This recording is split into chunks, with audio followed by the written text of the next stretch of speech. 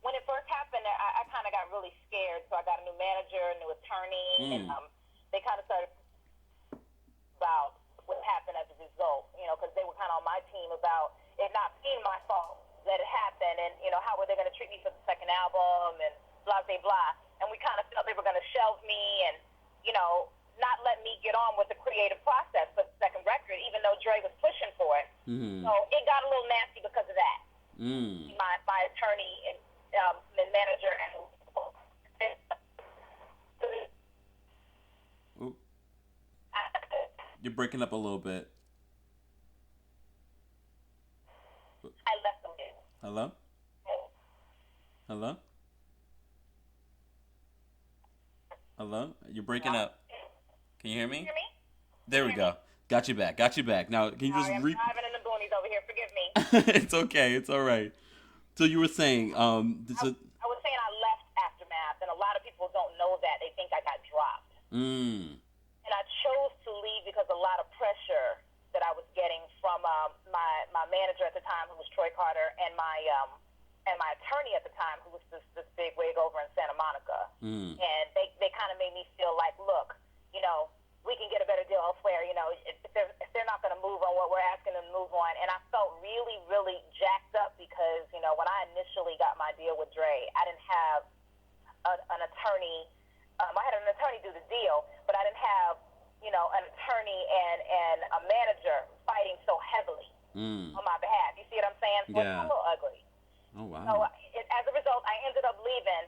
And then what was crazy was the lawsuit really didn't affect anybody that much, because what ended up happening as a result was no money was paid out, really. Yeah. It was that they got to take the record off the shelf and, put the proper credits on it and put it back on. Oh, wow. Since I had already left the label, they didn't end up doing that. So now you can't find the record anywhere on the show. Wow. And during this time, because right after that, because it was like a blow after blow for you, because you had that issue with the lawsuit, and then your second single, The Truth, with R. Kelly, and then that scandal. What happened? Where was your head at that point? What was happening then? At that point, really, I was just kind of like, I don't know. Some things just aren't meant to be. Like, we should just stop the record and keep it moving. And at that point, the R. Kelly thing wasn't even a big deal because the lawsuit was such a big deal. So we weren't even thinking about the R. Kelly thing. And then, honestly, I was on the road at the time, and I was getting so much love on the R. Kelly song, regardless, as the tabloid said. I was getting so much love, and they were still playing it like crazy. Yeah. So, whoever out there is talking about one hit wonder, they can just, really kiss my ass with that. Because guess what? At the end of the day, I was getting so much love on the road from that song. Also, people really love that song. It's stretched out, really. Yeah. And you mentioned you went on tour. You went on the Smoking Grooves tour with Lauryn Hill, Outkast, CeeLo, The Roots, Jurassic 5. That was one of the tours, yeah. How was that tour? It was great. It was fabulous because, honestly, Lauryn Hill is one of my, idols. I love her.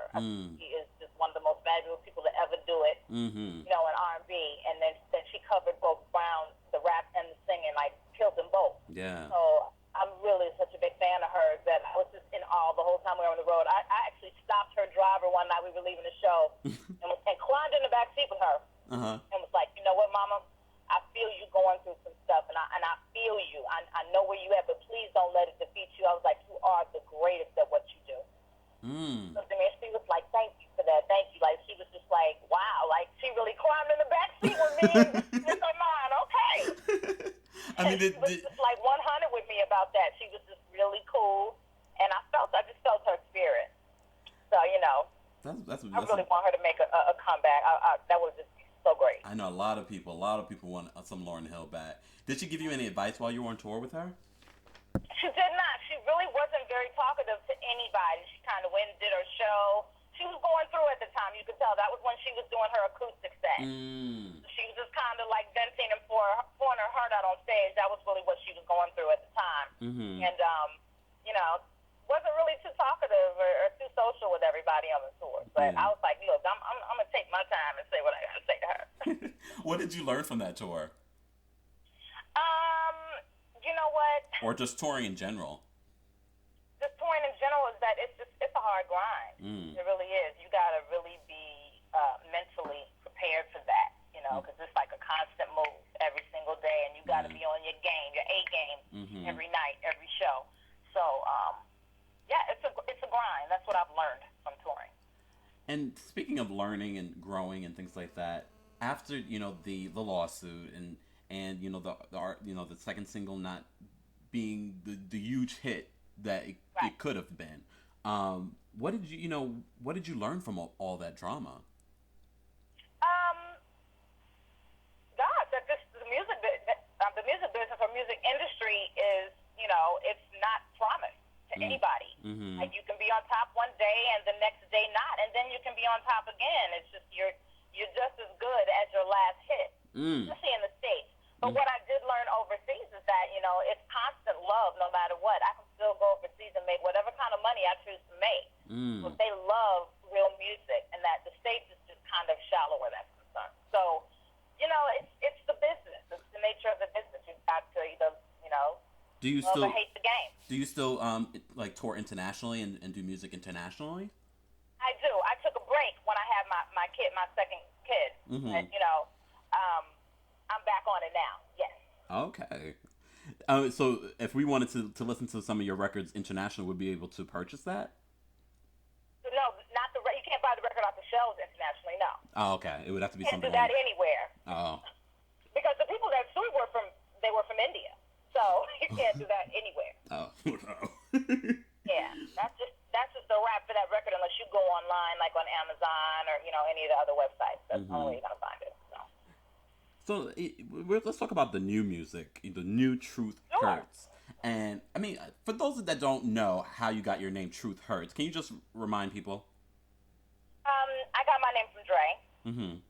Dre had this uncanny way about him where he would name everybody in his crew. Even the engineer, everybody got names. So he named me Truth. And he knew we couldn't use Truth, so he called me Truth Hurts. Because he would just kind of be like, this is that gal in the crew that's just going to always speak her mind no matter what. It's just that kind of thing with her. How did you feel about that when he gave you that name?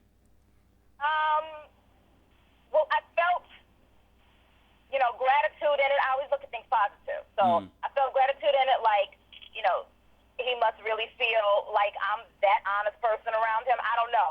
Then the flip side of it was, I don't know if I want to carry that name into the music business because people are always going to expect something from you. You know what I'm saying? Or expect you to live up to that name. So that was pressure for me. Yeah. I can imagine. I kind of felt cocky, too. So, yeah, it did.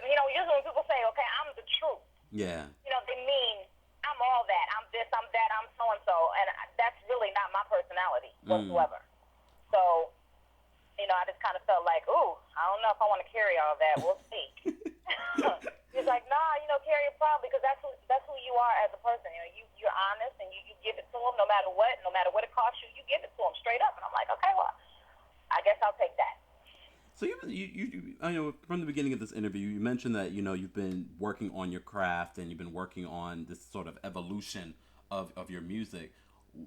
Where is your music today as compared to your music of from your first album?